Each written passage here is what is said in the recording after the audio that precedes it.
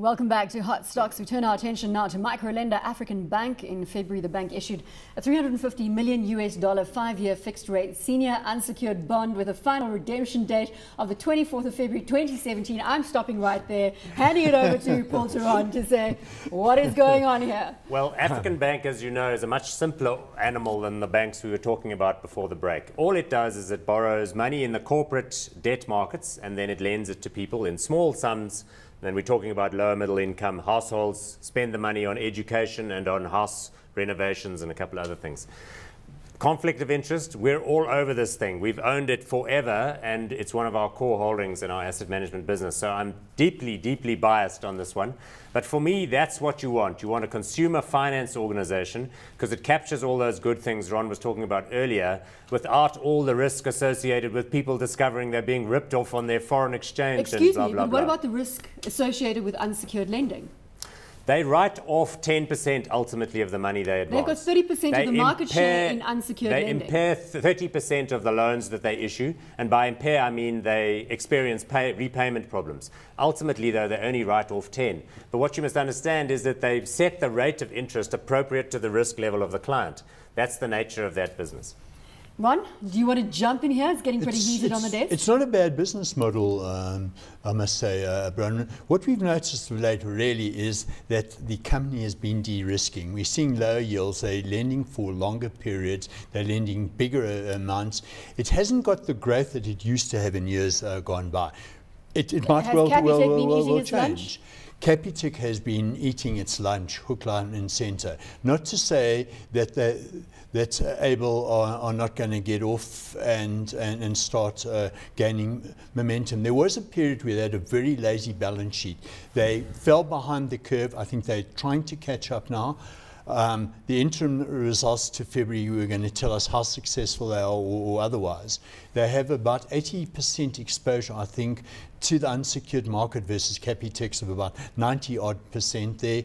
There has been a noticeable slow over the last year, 18 months, I think, in growth momentum.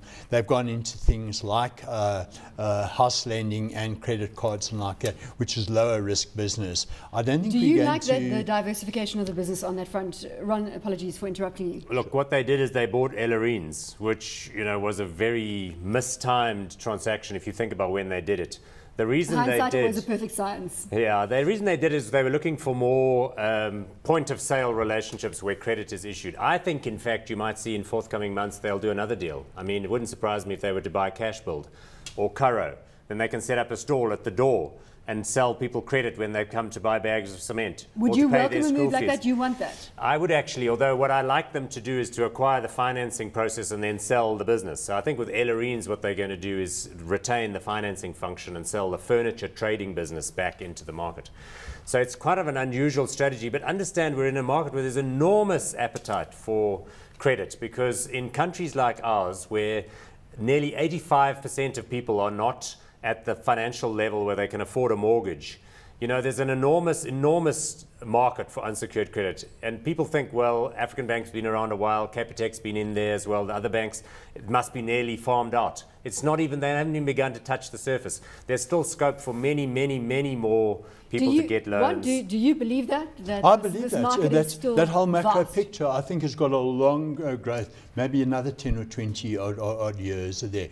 What Paul's talking about is a model fairly similar to that of JD Group, where they separated their financing function into a separate company away from the furniture retail side of things. It's working very well for JD Group. It's starting to work very, very well for JD Group. That would be the sort of share I'd be looking at if you're looking at... On another day, you can't talk about JD Group right now. Bronwyn, they seem to have lost their ability to grow the way they used to in times gone by.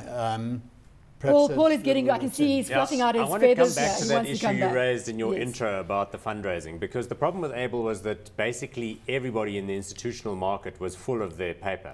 because they have had a slender capital book. They didn't want to raise any more money through capital raising, through issuance of new shares. The corporate debt market was getting a little stuffed.